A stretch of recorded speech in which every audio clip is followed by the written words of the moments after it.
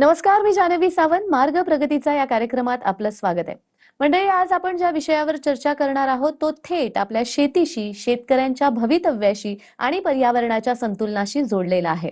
शेती वाचवायची असेल तर माती वाचवावी लागेल आणि या विषयावरती मार्गदर्शन करणार आहेत श्री सुजय गीताराम पाचंगे. तर कार्यक्रमात आपलं स्वागत आहे. नमस्कार. तर विषयाला सुरुवात करण्याआधी सरांची ओळख करून देते. सुजय सरांचा जीवन प्रवास अत्यंत संघर्षपूर्ण असूनही तितकाच प्रेरणादायी आहे. एका अपघातामुळे त्यांना आयुष्यात मोठा धक्का बसला आणि ते व्हीलचेअरवर आले. तब्बल 4 वर्ष ते एका खोलीपुरतेच मर्यादित राहिले. मात्र या काळात त्यांनी हार न मानता नव्या विचारांची आणि नव्या दिशेची वाट शोधली. याच विचारातून पोशिंदा ऑर्गॅनिक या ब्रँडची सुरुवात झाली.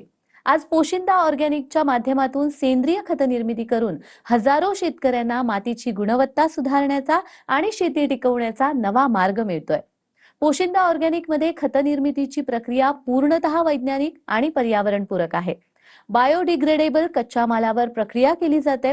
एरोबिक कंपोस्टिंगद्वारे खत तयार केलं जातं. आवश्यक पोषक घटक मिसळून दर्जेदार ग्रॅन्युल्स तयार केले जातात आणि योग्य पॅकेजिंग नंतर हे खत महाराष्ट्रासह संपूर्ण देशभर पोहोचवलं जातं. हा केवळ व्यवसाय नसून मातीचं आरोग्य जपण्याचा आणि शेतकऱ्यांच्या उद्याला बळ देण्याचा एक प्रयत्न आहे. चला तर मग माती संवर्धन, सेंद्रिय शेती आणि शाश्वत शेतीबाबत सविस्तर जाणून घेऊया सुजय सरांकडून. सर, सगळ्यात महत्वाचं मला विचारायचं ते म्हणजे आजचे जे शेतकरी आहेत त्यांच्या समोर काय सगळ्यात मोठी अडचण आहे असं तुम्हाला वाटतं? शेतकऱ्यांसमोर मोठी अडचण दोन गोष्टींची आहे सध्या तरी. एक तर त्यांच्या पिकांना हमी भाव आणि दुसरी गोष्ट की त्यांचा खर्च कमी कसा होईल आणि चांगलं उत्पन्न कसं येईल. ह्या दोन गोष्टी त्यांच्यासाठी खूप महत्वाच्या आहेत की जेणेकरून त्यांचा प्रॉपर कमी खर्चामध्ये चांगल्या पद्धतीचे प्रोडक्शन काढता येईल, त्यांना त्यांच्या फील्डमध्ये चांगलं कल्टिवेशन करता येईल. अशा पद्धतीचं जर आपले प्रोडक्ट्स काही आले किंवा अशा पद्धतीचं जर आपण काही काम केलं तर त्यांना तो नक्कीच फायदा होईल. आणि ही सगळ्यात महत्वाची गोष्ट सध्याला आता शेतकऱ्यांसाठी आता ही आहे. अगदीच. सर, आपण बघतोय की रासायनिक खतांचा वारेमाप वापर पिकांवरती होताना दिसतोय. अजूनही तितकासा शेतकरी सजग राहिलेला नाहीये, सजग झालेला नाहीये इनफॅक्ट आपण म्हणू शकतो. तर रासायनिक खताचा जमिनीवर आणि पिकावर कसा परिणाम होतो? रासायनिक खतांचा परिणाम भयंकर व्हायला लागलाय अलीकडच्या काळामध्ये. शेतकऱ्यांना असं वाटतंय की माझं उत्पन्न रासायनिक खतं वापरल्यानंतरच खूप जास्त होणार आहे. जितकं जास्त रासायनिक खतं वापरेल तितकं जास्त मला उत्पन्न येईल, असं शेतकऱ्यांचा हा गैरसमज आहे. ऍक्च्युली रासायनिक खतं वापरली गेली पाहिजेत, पण ती प्रमाणामध्ये. सेंद्रिय खतांच्या बरोबर त्यांचा जर वापर झाला तर ते कधीही चांगलं आहे. शेतीसाठी पण चांगलं आहे, पिकांसाठी पण चांगलं आहे. मी असं अगदी म्हणत नाही की तुम्ही 100% रासायनिक खतं बंद करा किंवा 100% सेंद्रिय शेती चालू करा. सेंद्रिय शेती तुम्हाला 100% करणंच भाग आहे किंवा करावंच लागेल भविष्यासाठी. तर ते जर नाही केलं तर आपल्या भविष्याच्यासाठी आपण जे काही आपली नेक्स्ट जनरेशन येणार आहे त्याच्यासाठी आपली शेती शिल्लक राहणार नाही. वाळवंट होऊन जाईल सगळ्या शेतीचं जर आपण कंटिन्यू रासायनिक खतांचा वापर चालू ठेवला आता इथून पुढे. तर त्याच्यामुळे कुठेतरी त्याला सेंद्रिय खताची जोड दिली पाहिजे जेणेकरून माती सुपीक राहील. माती जर सुपीक राहिली तर पिकं पण तुमची चांगली येतील आणि पिकं जर चांगली आली तर आरोग्य पण आपलं चांगलं राहील. म्हणून माती जगली पाहिजे हे आपलं मेन उद्दिष्ट आहे. निश्चितच. कारण बऱ्याच वेळा आपण बघतो की पीक जास्त निघायला पाहिजे म्हणून वारेमाप रासायनिक खतांचा वापर केला जातो, पण ते आपल्या आरोग्याच्या दृष्टीने सुद्धा चांगलं नाहीये. बरोबर. मग अशा वेळेला पोशिंदा ऑर्गॅनिक खत हे जमिनीच्या आरोग्यासाठी कसं चांगलं आहे, कसं फायदेशीर आहे? पोशिंदा ऑर्गॅनिक आम्ही जे स्टार्टअप सुरू केलं ते स्टार्टअप सुरू करण्याच्या मागचं कारणच हे होतं की माती आणि पिकं हे दोन्ही कशी सुधरवता येईल हे आमचं मेन टार्गेट होतं. पोशिंदा ऑर्गॅनिक मध्ये आम्ही जे काही फॉर्म्युलेशन्स केलेत किंवा आम्ही जे काही बायोडिग्रेडेबल इन्ग्रेडियंट्स वापरतो ते एकदम रिच न्यूट्रिशन्स वाले वापरतो. मशरूम ज्याच्यात आपण ज्या बॅग्स मध्ये ग्रो करतो त्याच्यापासून जे वेस्ट उरतं त्याला आम्ही डिकम्पोज करतो. बाकीच्या याच्यामध्ये ऑर्गॅनिक वेस्ट जे भाजीपाला आपण जे आठवडा बाजार म्हणतो किंवा भाजी मंडई म्हणतो तो जो वेस्ट जातो भाजीपाला त्याला आम्ही डिकम्पोज करतो. त्याला आम्ही डिकम्पोज करून त्याचं ऑर्गॅनिक फॉर्ममध्ये किंवा ऑर्गॅनिक फर्टिलायझर्समध्ये त्याचं रूपांतर करतो. त्याच्यानंतर पील वेस्ट असतात, काही पोटॅटो पील असतील किंवा बाकीच्या वेगळ्या वेगळ्या व्हेजिटेबलच्या पील्स असतील त्याला आम्ही डिकम्पोज करतो आणि त्याच्यापासून आम्ही फर्टिलायझर्स बनवतो. याने काय होतंय की जे काही गोष्टी किंवा ज्या काही गरजू गोष्टी असतात पिकांना वाढण्यासाठी, NPK म्हणू किंवा आपण बाकीच्या मल्टीन्यूट्रिएंट्स म्हणू आयर्न झालं, मॅग्नेशियम झालं, फेरस झालं, हे जे ऑर्गॅनिक फॉर्ममध्ये त्यांना मिळालं पाहिजे ना, ह्याच्यासाठी आमचे प्रयत्न असतात किंवा ह्याच्यासाठी आम्ही हे प्रोडक्ट डिझाईन केलेले आहेत. मग त्या फॉर्ममध्ये जेव्हा ते पिकांना मिळतात त्यावेळेस त्यांची ग्रोथ पण चांगली होते, ते हेल्दी पण राहतात, त्यांना जास्त करून पेस्टिसाइड्सची गरज नाही पडत मारायची, कंटिन्यू मारायची, कारण की ऑलरेडी तुम्ही त्यांना इम्युनिटी त्यांची स्ट्रॉंग केलेली असते ऑर्गॅनिक खतं टाकून टाकून. तर ह्या ह्या सगळ्या गोष्टींमागे एकच उद्दिष्ट असतं की माती आणि पिकं यांच्या दोघांचे संतुलन झालं पाहिजे, दोन्ही सायमल्टेनियसली व्यवस्थित वाढले गेले पाहिजे किंवा जगले पाहिजे. निश्चितच. आता जसं तुम्ही म्हणालात, की रासायनिक खतांचा वापर का कमी केला गेला पाहिजे आणि ऑर्गॅनिक शेतीकडे आपण वळलो पाहिजे, कारण काही दिवसांनी आपल्याला त्याचे रिझल्ट्स दिसतील. तर मग अशा वेळेला तुमचं जे खत आहे ते वापरून पोशिंदा ऑर्गॅनिकचं उत्पादनामध्ये एकूण आणि खर्च जो होतो खतांसाठी वगैरे, तर त्याच्यामध्ये शेतकऱ्यांना कशा पद्धतीने फरक जाणवतो? आता जर शेतकरी एखाद्या डीएपीची बॅग घ्यायला गेला किंवा एखादी 19-19, 16-16, 24-24 जी खतं असतात केमिकल फॉर्म मधली, ही जर घ्यायला गेला तर साधारणतः ₹1900, ₹2000 पर्यंत त्यांना बॅग पडते. तीच आम्ही प्राइस आमच्या बॅगची हाफ केली आहे. शेतकऱ्याला जर ती बॅग घ्यायला गेली तर आम्ही 1100-1200 एकदम मिनिमम मार्जिन मध्ये आम्ही ते करतो, कारण की शेतकऱ्यांना रिझल्ट पण दिसले पाहिजेत, शेतकऱ्यांना लागत पण कमी लागली पाहिजे. म्हणजे अति खर्च होऊन रिझल्ट दिसणं ते पण शेतकऱ्याला नको आहे. शेतकऱ्यांचे कुठेतरी 2 पैसे वाचले पाहिजेत, हे आपलं मेन उद्दिष्ट ते आहे सुरुवातीला, आणि ते वाचता वाचता शेतकऱ्यांचं उत्पन्न पण चांगलं झालं पाहिजे आणि शेतकऱ्यांची माती पण सुधारली पाहिजे. हे आमचं मेन हेतू आहे, हे आमचं मेन उद्दिष्ट आहे. अगदीच. सर, आपण बघतोय की आता जनरली आपण बघायला लागलोय, बरेच लोक आता हेल्थ कॉन्शियस व्हायला लागलेली आहेत. हो. ऑर्गॅनिक फूडचं महत्त्व त्यांना कळायला लागलेलं आहे. पण जेव्हा खरेदी करायला जातात तेव्हा ऑर्गॅनिक फूड हे आपल्याला खूप महाग दिसतं. मग कमीत कमी खर्चात जास्तीत जास्त उत्पन्न मिळवण्यासाठी सेंद्रिय शेती फायदेशीर ठरते का मुळात आणि कशी? तेच सांगायचं होतं की शेतकऱ्यांना ज्यावेळेस लागतचा खर्च किंवा उत्पादनाचा खर्च कमी होतो ना, त्यावेळेस शेतकऱ्यांना जो एंड युजर म्हणजे आपण समज तो कस्टमरला जो माल विकतो ना, तो कमी मार्जिन मध्ये पण विकू शकतो. आज काय झालंय की शेतकऱ्यांना पण नफा झाला पाहिजे, शेतकऱ्यांना पण फायदा झाला पाहिजे आणि कस्टमर्सला पण, म्हणजे जो विकत घेतोय शेतकऱ्यांकडनं माल त्यांनाही पण 2 पैसे वाचले पाहिजे. तर हे कधी होईल ज्यावेळेस शेतकऱ्यांना कमी खर्च येईल. म्हणजे शेतकरी ज्यावेळेस एखादा प्लांटेशन करतो, फॉर एक्झाम्पल आपण कांदा धरूयात. कांद्याला जेव्हा शेतकरी कांदा पिकवतो किंवा कांदा लावतो, तर लागवडीच्या वेळेस जो काही खर्च येतो शेतकऱ्याला, तो जर खर्च रासायनिक खतं वापरून जर त्याचा खर्च एकरी समज 20,000 30,000 जात असेल आणि त्याचं उत्पन्न समज कमी निघलं, कारण की नॅचरल कलॅमिटीज असतात किंवा बाकीच्या सगळ्या गोष्टी येतात, अवेळी पाऊस येतो, थंडी खूप पडते किंवा आभाळ येतं, त्यावेळेस फवारणी वगैरे लागते, तो जर खर्च कमी झाला, तो खर्च कधी कमी होईल ज्यावेळेस त्या पिकाची इम्युनिटी वाढेल. एकदा त्या पिकाची इम्युनिटी वाढली की बाकीचा जो खर्च होतो किंवा त्याच्यावर जे रोगराईचे अटॅक्स होतात ते कमी होतात, जेणेकरून शेतकऱ्यांचा बाकीचा जो पुढचा खर्च तो कमी होऊन जातो. तो खर्च कमी झाल्यानंतर शेतकऱ्याची लागत कमी झाली, मग शेतकरी कमी भावामध्ये जरी माल विकला गेला तरी शेतकऱ्याला त्याचा खर्च वगैरे जाऊन सगळं तरी तरी त्याला एवढा काही इफेक्ट जाणवणार नाही त्या गोष्टीचा, आणि इनडायरेक्टली तो नंतर कस्टमर्सला पण त्याचा फायदा होईल किंवा त्यांना पण कमी किमतीमध्ये तो माल घेता येईल. आणि ऑर्गॅनिक आणि रासायनिक हे 2 डिफरन्शिएट करायचं झालं तर कोथिंबीरीचं तुम्हाला एक्झाम्पल देतो मी. कोथिंबीर असं जवळ जरी घेतली तरी तिचा वास येतो, एक सुंदर छानसा सुगंध येतो, आणि सेंद्रिय आणि रासायनिकचा हाच फरक येतो की रासायनिक मध्ये जे तुम्ही कोथिंबीर घेता बाजारामधनं, तर तिचा वास घेऊन बघायचा, तिचा वास जर नाही आला तर समजून चालायचं ती रासायनिक रित्या पिकवली गेलेली आहे. आणि ज्यावेळेस तुम्ही ऑर्गॅनिकची एखादी कोथिंबीरीची गड्डी घेता, तिचा जर वास आला, चांगला सुगंधित वास आला खूप एकदा, तर तुम्ही समजून चालायचं की ही ऑर्गॅनिकली पिकवली गेलेली आहे. मग this is the differentiate between all both the things. निश्चितच. हे आपण म्हणू शकतो की एखाद्याची खूप शेती आहे, मोठेच्या मोठे प्लॉट्स आहेत त्यांच्यासाठी.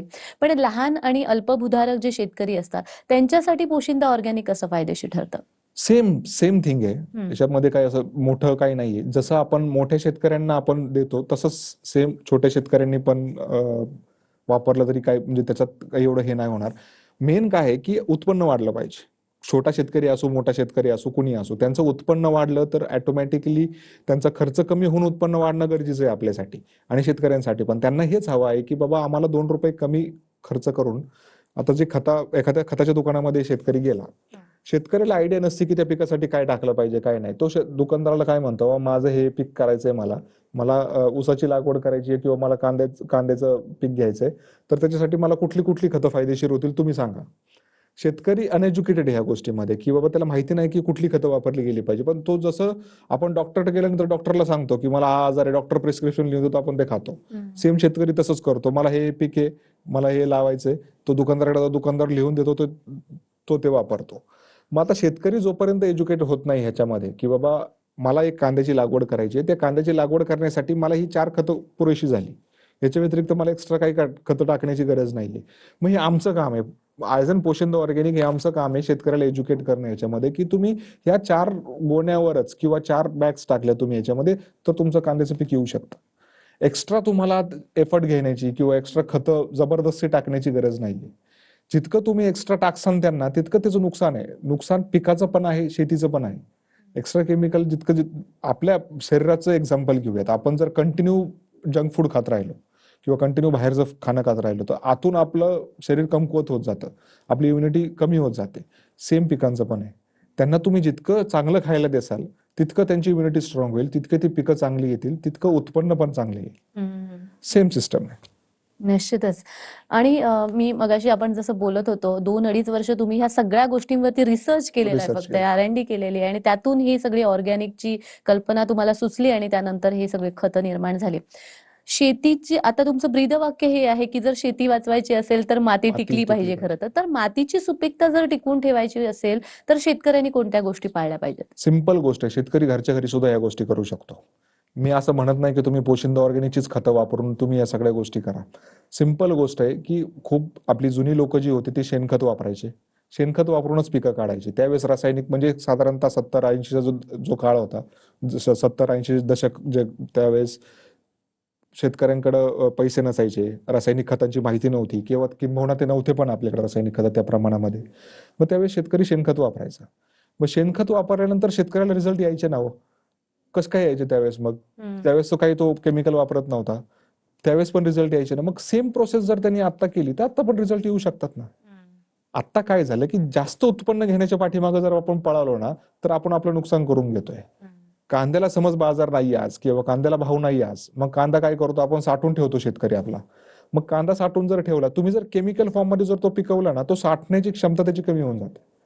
कारण की त्याच्यामध्ये ऑलरेडी तुम्ही त्याला इतकं झटपट वाढवलेलं असतंय ना केमिकल टाकून, की तो पटकनी वाढलेला असतो. मग जितकं पटकनी वाढतो तितकं त्याची लाईफ कमी होऊन जाते. सेल्फ लाईफ त्याची वाढवायची असेल तुम्हाला, तर त्याला ऑर्गॅनिकचं तुम्हाला चूरण पाजावंच लागेल. निश्चितच. जसं आता तुम्ही कांद्याबद्दल बोललाय, मला हाच विचारायचं होतं, की कांदा म्हणा किंवा भाजीपाला जो आपला भाजीपाला. असतो, तो किंवा फळ पिकं सुद्धा, तर यांच्यामध्ये सेंद्रिय शेतीचा वापर कसा योग्य पद्धतीने करता येईल? सिंपल आहे. आम्ही काय केलंय की आमची जी काही प्रोडक्ट्स आहेत आम्ही ते R&D करून डेव्हलप केलेले आहेत. कांद्यासाठी कांदा स्पेशल केलंय, मक्यासाठी मका स्पेशल केलंय, ऊसासाठी ऊस स्पेशल केलंय. ज्या ज्या पिकाला जे जे न्यूट्रियन्ट्स लागतात ते आम्ही त्याच्यावर रिसर्च करून तेवढ्याच प्रमाणात आम्ही त्याला दिलेत. फॉर एक्झाम्पल आपण एखादं 2 प्रकारच्या हे असतात, कोंबड्या असतात. एक बॉयलर कोंबडी म्हणू आपण, एक गावरान कोंबडी म्हणू. गावरान कोंबडी 45 दिवसात मोठी होते, बॉयलर कोंबडी 45 दिवसात मोठी होते, 60 दिवसात मोठी होते. गावरान कोंबडीला मोठी व्हायला एज तिचं येण्यापर्यंत एक 6-6 महिने जातात. दोन्ही ह्याच्यामध्ये डिफरन्स एवढाच आहे की झटपट वाढलेलं झटपट संपतं, हळूहळू वाढलेलं लॉंग लास्टिंग असतं. मग हे सांगण्याचं माझं उद्दिष्ट एवढंच आहे की बाबा तुम्ही जर पटपट करण्याचा प्रयत्न केला तर तुम्ही तुमचं स्वतःचं नुकसान करून घेताय. माझं शेतकऱ्यांना एकच सांगणं आहे, हेल्दी पिकवा, हेल्दी खा आणि हेल्दी खायला घाला. जेणेकरून सगळा समाज पण चांगला राहील, तुम्ही स्वतःही निरोगी राहाल. कारण की आज शेतकरी जे त्याच्या रानात पिकवतो तो स्वतः तेच खातो की त्यालाही पण आजार होतात, त्यालाही पण बाकीच्या गोष्टी होतातच. मग तुम्ही पण स्वतः सुदृढ राहा. तुम्ही जे लोकांना खायला देणार आहेत त्यांना पण सुदृढ ठेवा आणि आपली जमीन जपा, जमीन जगवा. माझं मेन म्हणायचं, जमीन जगली तर आपण जगणार आहोत पुढं. भविष्य आपलं जमिनीवर आहे सगळं. आपली जर शेती जर नाही जगली, त्या शेतीमध्ये जर क्षार तयार व्हायला लागले, 10-15 वर्षात 20 वर्षात वाळवंट व्हायला वेळ नाही लागणार जमिनींचा. म्हणून जमीन जगली पाहिजे. जमिनीमध्ये मायक्रोबियल ऍक्टिव्हिटीज झाल्या पाहिजेत, चांगले बॅक्टेरियाची ग्रोथ झाली पाहिजेत, चांगले अर्थवर्म्स ज्यावेळेस आपल्याला दिसायचे. मला आठवतंय चांगलं, आमच्या शेतामध्ये ज्यावेळेस मी 90-95च्या काळामध्ये शेतामध्ये थोडं उकरलं तरी खाली असे गांडोळ दिसायचे आम्हाला. ती सुपीकता लगेच दिसायची आपल्याला. आता दिसतच नाही कुठंच, विलुप्त झालेत, अक्षरशः संपून गेलेले आहेत. मग त्यांना आपल्याला परत रिजनरेट करायचंय. खरंच ते मित्र आहेत शेतीचे. आपण म्हणतो गांडूळ हे शेतकऱ्याचा खरा खरा जोडीदार तो आहे. ते जेव्हा वाढतील ना, त्यावेळी शेतकऱ्याला कुठल्याच केमिकलची गरज पडणार नाही. म्हणून आपण जितकं ऑर्गॅनिक त्यांना खायला, आणि त्यांचं खाणं ऑर्गॅनिक आहे, त्यांचं खाणं केमिकल नाहीये. तुम्ही जर त्यांना डीएपी टाकलं, तुम्ही जर त्यांना युरिया टाकलं, तर ते मरून जाणार. तुम्ही जर त्यांना सेंद्रिय खतं टाकली खायचं, ते त्यांचं खाणं आहे ना. शेणखत टाकलं ते त्यांचं खाणं आहे. ते खाल्ल्यानंतर ते जे काही ऍक्टिव्हिटीज होतात आपल्या फील्डमध्ये किंवा मातीमध्ये, त्या होणं खूप गरजेचं आहे. न्यूट्रिशियस तुमची जमीन त्यावेळेसच होईल ज्यावेळेस तुमची गांडूळ वाढतील, त्यावेळेस तुमचे हेल्दी बॅक्टेरियाज वाढतील. ऑटोमॅटिक तुमची जमीन न्यूट्रिशियस होईल. शेतकऱ्यांनी सेंद्रिय शेतीकडे वळताना कोणत्या चुका नेमक्या टाळल्या पाहिजेत? चुका म्हणजे सगळ्यात महत्वाची गोष्ट काय आहे, की सेंद्रिय शेती जेव्हा माणूस करतो, आतापर्यंत शेतकरी काय करत आलाय, की सुरुवातीला त्यांनी सेंद्रिय शेती केली जुन्या आपल्या ट्रेडिशनल कल्चरमध्ये, नंतर तो इमिडिएट स्विच झाला केमिकलमध्ये. आता त्याला एकदम स्विच होता येत नाहीये ऑर्गेनिकमध्ये. मग आपण एक स्टेप बाय स्टेप जाऊयात. आमचं एक प्रत्येक शेतकऱ्याला ज्यावेळेस आम्ही मेळावे घेतो किंवा आम्ही शेतकऱ्यांना भेटतो, किंवा ते शेतकरी जे कंटिन्यू रासायनिक खतं वापरत असतात त्यांच्या शेतीमध्ये, आम्ही त्यांना एकच सांगतो, सुरुवात करताना तुम्ही 75% सेंद्रिय वापरा आणि 25% जे तुम्ही रासायनिक वापरत होते ते वापरू चालू ठेवा. कारण की एकदम जर तुम्ही स्विच करायचा प्रयत्न केला तर जमीन ट्रॉमामध्ये जाऊ शकते, किंवा ते पिकांना कळणारच नाही कसं काय एकदम काय काय चेंजेस झाले आमच्यामध्ये. मग तुम्ही स्टेप बाय स्टेप ह्या गोष्टी घेऊ शकता. तुम्ही 75% पहिल्या वर्षी वापरा, 25% केमिकल वापरा. नेक्स्ट इयरला तुम्ही 85% ऑर्गॅनिक करा, 15% रासायनिक करा, आणि नंतर थर्ड इयर पासून तुम्ही 100% ऑर्गॅनिककडे वळू शकता. मग ह्या सगळ्या गोष्टी ह्या मॅन्डेटरी शेतकऱ्यांनी डोक्यात ठेवून ह्या सगळ्या गोष्टी फॉलो केल्या पाहिजे, की हे एक स्टेप आहे. तुम्ही अचानक जर स्विच केलं सगळ्या गोष्टींकडे ऑर्गॅनिककडे जायला, तर तुम्हाला ते रिझल्ट पण दिसणार नाही. मग तुम्ही काय म्हणणार, की यार ऑर्गॅनिक टाकून रिझल्टच मिळाला नाही आम्हाला. पण ते रिझल्ट का नाही दिसले? कारण की तुमच्या त्या मातीला ऑर्गॅनिकची सवय मोडून टाकलेली तुम्ही, त्याला सवय लावलेली केमिकलची. मग अचानक तिला जर स्विच करायचं असेल तर ती ट्रॉमामध्ये जाऊ शकते. तर इन्स्टेड ऑफ दॅट तुम्ही स्टेप बाय स्टेप त्या गोष्टी करा. 1-2 वर्ष तुम्हाला लागतील त्या हे करण्यासाठी, पण एकदा की ते झालं की तुम्हाला परत केमिकलकडे वळायची गरजच पडणार नाही. माझं सजेशन शेतकऱ्यांना हेच राहील. निश्चितच. आता तुम्ही इतक्या शेतकऱ्यांना भेटता, म्हणजे एवढे मेळावे वगैरे घेतात, त्यावेळी तुमचं शेतकऱ्यांशी डिरेक्टली बोलणं होतं. मग अशा वेळी शेतकऱ्यांचा एकंदर कल काय जाणवतो, किंवा सेंद्रिय शेतीकडे जर त्यांना वळायचं असेल तर त्यांना काय प्रॉब्लेम्स जाणवतात? हेच मेन प्रॉब्लेम आता असं झालेत, की जुन्या काळामध्ये प्रत्येक शेतकऱ्याकडे गाई म्हशी असायची, त्याच्यामुळे त्यांना शेण इझिली अवेलेबल व्हायचं. आता तसं राहिलं नाहीये. खूप कमी लोक आहेत की जे गाई म्हशी पाळतात किंवा ते सांभाळतात. मग त्यांना ऑर्गॅनिक खतं मिळत नाहीये कुठूनच. मग त्यांना एकच विषय आहे की ऑर्गॅनिक कंपन्यांशी टाय अप करणे, किंवा ऑर्गॅनिक जे खतं विकतात कंपन्या, प्रॉपर प्युअर ऑर्गॅनिक. आम्ही असं म्हणत नाही की पोशिंदा ऑर्गॅनिक एकमेव कंपनी ऑर्गॅनिक खतं देणारी. खूप साऱ्या कंपन्या आहेत पूर्ण महाराष्ट्रामध्ये, भारतामध्ये, की ज्या ऑर्गॅनिककडे आता वळू लागल्यात किंवा ऑर्गॅनिक पुश करतायत ऑर्गॅनिककडे जाण्यासाठी. इव्हन आपले पीएम नरेंद्र मोदींनी सुद्धा मध्ये एक व्हिडिओ केला होता इंदोरमध्ये, मध्य प्रदेशमध्ये, की सेंद्रिय शेतीकडे वळालं पाहिजे. हळूहळू केमिकल्स कमी करून तुम्ही सेंद्रिय पद्धतीने कसं जाऊ शकता, जमीन कशी सुधारू शकता, याच्याविषयी त्यांनी चर्चा केली होती. तर आपण त्या गोष्टीमध्ये पण शेतकऱ्यांनी थोडं काम केलं पाहिजे. मग ह्या सगळ्या ज्यावेळेस गोष्टी होतात त्यावेळेस स्टेप बाय स्टेप तुम्हाला ऑटोमॅटिक अनुभव यायला लागेल. तुम्ही जसं जसं ऑर्गॅनिक वापरायला लागसाल तसं तसं तुम्हाला हळूहळू अनुभव येतोच, की कसं काय कुठल्या पिकाला कुठलं काय वापरू शकतो आपण किंवा काय करू शकतो. हे स्टेप बाय स्टेप अनुभव येतातच. आणि आत्ताची जी घडी आहे, आत्ताची जी शेतकऱ्यांची परिस्थिती आहे ती अशी आहे की शेतकऱ्यांना त्यांच्या जमिनीमध्ये कुठल्या प्रकारचे न्यूट्रिएंट्स नाही आहेत, किंवा आपल्या कुठल्या प्रकारचे न्यूट्रिएंट्स लागणार आहेत त्या पिकासाठी ह्याची आयडियाच नाही. सॉइल टेस्टिंगला शेतकरी कमी पडतोय. किंबहुना काय होतंय की शेतकरीपर्यंत ते सॉइल टेस्टिंग वाले लोक पोहोचत नाहीयेत, किंवा शेतकरी सॉइल टेस्टिंग करून घेत नाहीये. गरजच पडत नाही असं वाटतं त्याला, पण ते चुकीचं आहे. शेतकऱ्यांनी, माझं तर म्हणणं आहे की प्रत्येक शेतकऱ्यांनी सॉइल टेस्टिंग करणं गरजेचं आहे. सॉइल टेस्टिंग ज्यावेळेस होते त्यावेळेस आपल्या शेतामध्ये कुठल्या प्रकारचे न्यूट्रिएंट्स कमी आहेत, तेवढेच न्यूट्रिएंट्स तुम्ही टाकले तरी खूप झालं. तुम्हाला एक्स्ट्रा तुम्हाला जो खर्च होतो, जे तुम्हाला जे एक्स्ट्रा बॅग्स घ्यावं लागतात रासायनिकचे किंवा ऑर्गॅनिकचे पण मी म्हणतो तुम्हाला घ्यावं लागतं, त्याची गरज पडणार नाही. मग तो जर तुम्हाला जर स्टडी असेल प्रॉपर, की माझ्या जमिनीमध्ये NPK मध्ये N कमी आहे, नायट्रोजन कमी आहे, किंवा पी कमी आहे, किंवा पोटॅश कमी आहे, या तिघांपैकी जे कमी आहे तेवढंच तुम्ही टाकू शकता ना. एक्सेस तुम्हाला NPK टाकायची गरज नाही. मग जो जो खर्च होतोय तुमचा तो वाचू शकतो. अगदीच. म्हणजे शेतकऱ्याने सुद्धा तितकं सजग राहिलं पाहिजे, आणि जसं तुम्ही म्हणालात की माती परीक्षण हे महत्वाचं आहे, ते केलं गेलं पाहिजे. राईट. जाता जाता आता आपण बघतोय की आजकाल बरेच युवक आता शेतीकडे हळूहळू वळायला लागलेले आहेत. त्यांना शेतीचं महत्त्व पटायला लागलंय आणि जसं तुम्ही म्हणालात कोविड काळानंतर ते जास्ती जास्त होतंय. इफेक्टिव्ह. तर अशा वेळी या शेतीकडे वळणाऱ्या शेतकऱ्यांसाठी काय संदेश द्याल? एकच संदेश आहे की माती जगवा, शेती जगवा आणि भविष्य जगवा. माती जगली तुमची आज तर तुमचं भविष्य जगणार आहे. त्याच्यामुळे तुम्हाला जितकं मातीवर काम करता येईल चांगल्या पद्धतीने तितकं काम करा. माती जर आज जगली तर तुमची भविष्याची पुढची जी पिढी येणार आहे ती पिढी काहीतरी सेंद्रिय खाऊ शकेल किंवा ते जमिनीत काहीतरी पिकेल आणि ते खाऊ शकतील. जर तुम्ही आज कंटिन्यू रासायनिकचा मारा केला तर त्याचा इफेक्ट आज तुम्ही आपल्या शरीरावर पण पाहताय, आपल्या हेल्थवर पण पाहताय की आपण काय फेस करतोय. कॅन्सरचे जे प्रमाण वाढायला लागले आज भयानक प्रमाणात कॅन्सरचं एकदम पसराव होतोय अख्ख्या भारतामध्ये म्हणा किंवा देशामध्ये म्हणा किंवा जगामध्ये म्हणा. तर त्याचं कारण एवढंच आहे की आपली जी लाईफस्टाईल आहे ती चेंज होत चालली आहे. मग लाईफस्टाईल चेंज व्हायला कारणं खूप आहेत. तर ते जर स्टेबल ठेवायचं असेल तर आपलं अन्न आपल्या पोटामध्ये चांगलं गेलं पाहिजे. हेल्थ आपली जर चांगली राहिली, बाकी फिटनेस आपण करतोच हो. आपण रोज पळतो, व्यायाम करतो, योगा करतो, हे सगळं करतो.